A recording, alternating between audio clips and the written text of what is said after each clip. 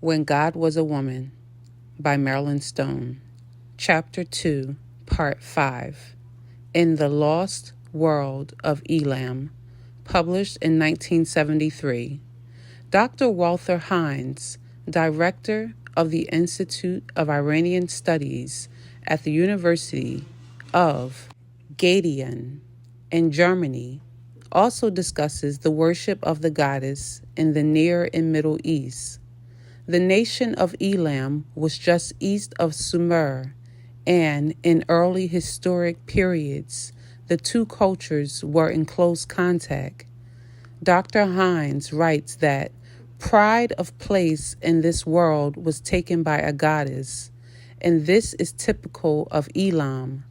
She was clearly the great mother of the gods to the Elamites. The very fact that precedence was given to a goddess who stood above and apart from the other Elamite gods indicates a matriarchal approach in the devotees of this religion. Dr. Hines describes the goddess as she was known in various centers of the Elamite territories, and then tells us, in the third millennium, these great mothers of the gods still held undisputed sway at the head of the Elamite pantheon, but a change came during the course of the second. Just as the age of old matriarchy of Elam had once yielded in the face of a gradual rise in the position of men, so corresponding arrangement took place among the gods.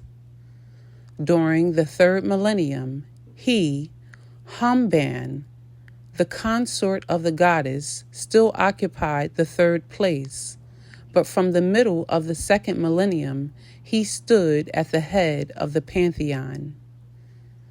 Explaining the precedence of the female deity among the Semites, which include both the Arab and Hebrew peoples, Robertson Smith, in his prophetic work of 1894, Religion of the Semites, asserted that female divinity in Semitic religion was deified as a direct result of a juxtaposition of ancestor worship and a female kinship system. At that time, he wrote, recent researches into the history of the family render it in the highest degree improbable that the physical kinship between the god and his worshippers, of which traces are found all over the Semitic area, was originally conceived as fatherhood. It was the mother's, not the father's blood, which formed the original bond of kinship among the Semites. As among other early people in this stage of society, if the tribal deity was thought of as the parent of the stock, a goddess, not a god, would necessarily have been the object of worship. In Mesopotamia, the goddess is supreme, wrote Professor Henry Frankfurt in his 1948 publication of Kingship and the Gods. Because the source of all life is seen as female, hence, the god too descends from her and is called her son, though he is also her husband. In the ritual of the sacred marriage, the goddess holds the initiative throughout. Even in the condition of chaos, the female Tiamat is the leader and Apsu merely her male complement. Within his 12 extensive volumes of research on ancient and primitive religion, published in 1907, Sir James Frazer wrote of the Egyptian goddess Isis, all Set, and her brother husband Osiris, Osar. In addition to the volumes of the Golden Bough, he published a separate book, Attis, Adonis, and Osiris, a title also used for several of the sections of the Golden Bough. In both works, he asserted that, according to Egyptian mythology, Isis was the stronger divinity of the pair. He related this to the system of property and descent practiced in Egypt, which he described as mother kinship. He referred to the young lover of the goddess as the mythical personification of nature and explained that it was required that this figure should be sexually coupled with the supreme female divinity.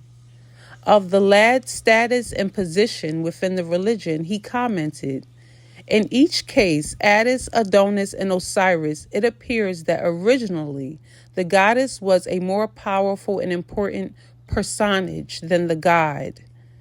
In his 1928 Handbook of Greek Mythology, H.J. Rose discussed the role of the young male in the sacred sexual union and described him as her inferior male partner, observing, "So far, we have been dealing with legends which represent the goddess, not as married, but as forming more or less temporary unions with someone much inferior to herself, a proceeding quite characteristic of Oriental goddesses, who are essentially mothers but not wives, and besides whom their lovers sink into comparative insignificance."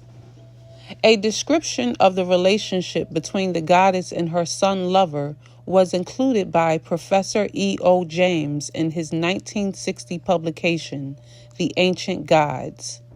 He explained her supremacy in this way. It was she who was responsible for his recovery and his resuscitation, on which the renewal of nature depended, so that in the last analysis, Inanna, Ishtar, not Dumuzi or Tammuz, was the ultimate source of life and regeneration.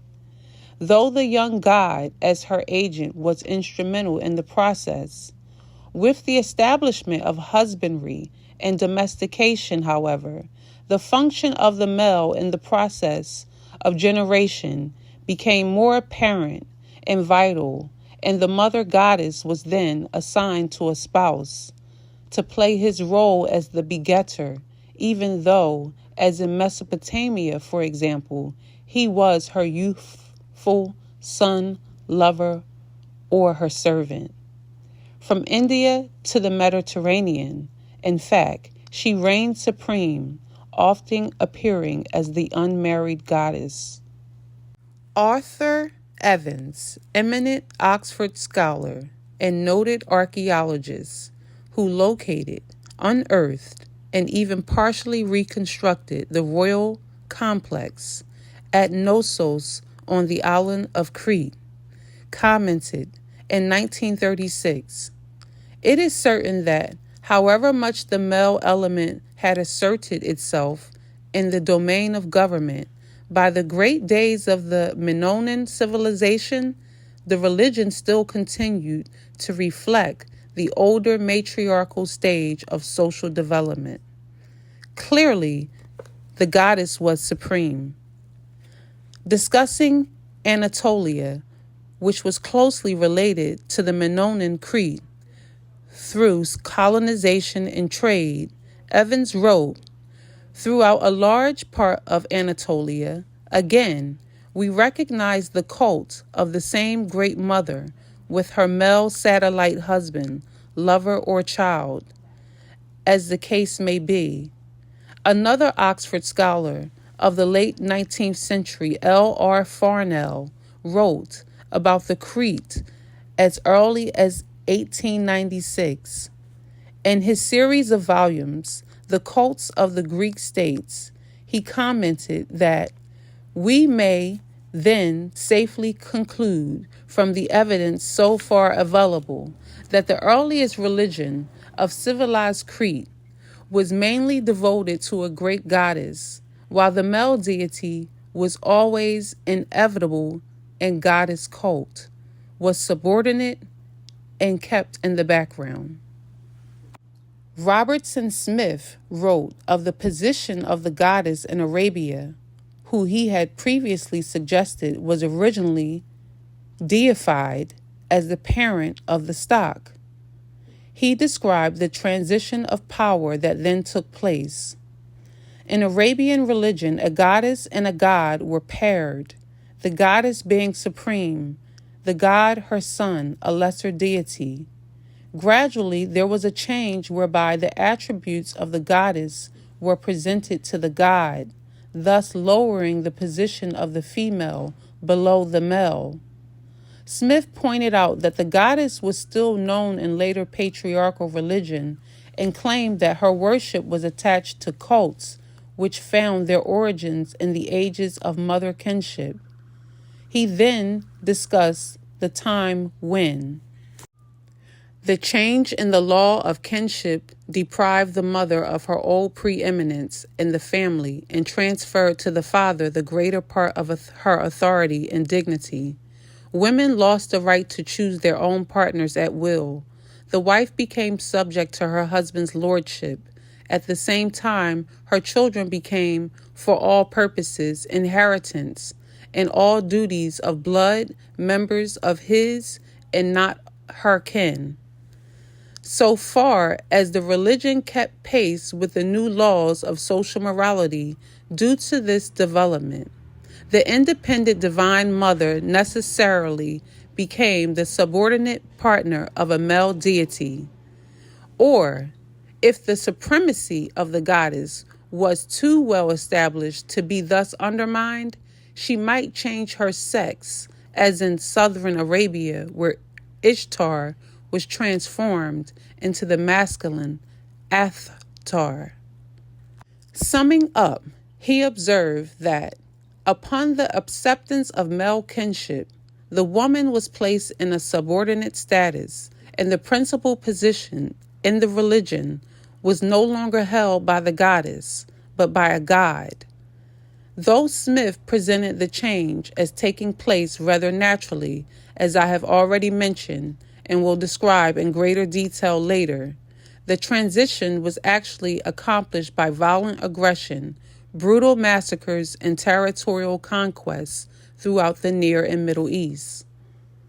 After reading these and numerous other studies on the subject, there was no longer any doubt in my mind of the existence of the ancient female religion, nor that in the earliest of theological systems, woman was deified as the principal and supreme divine being. It is this religion once so widespread throughout the ancient world, its similarities and its local differences that will be described throughout the rest of this book. It will once more be divided by specific names and locations, since that is how the available material is most comprehensible. But we can hardly avoid perceiving the numerous resemblances and similarities of the religion, as it was known and practiced in one culture with its forms and rituals in another.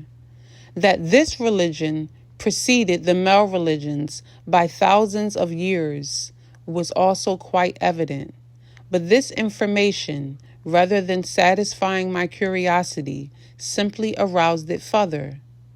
Most directly meaningful to me were a multitude of questions concerning the position and status of women who had actually lived in the societies in which the divine ancestress had been revered.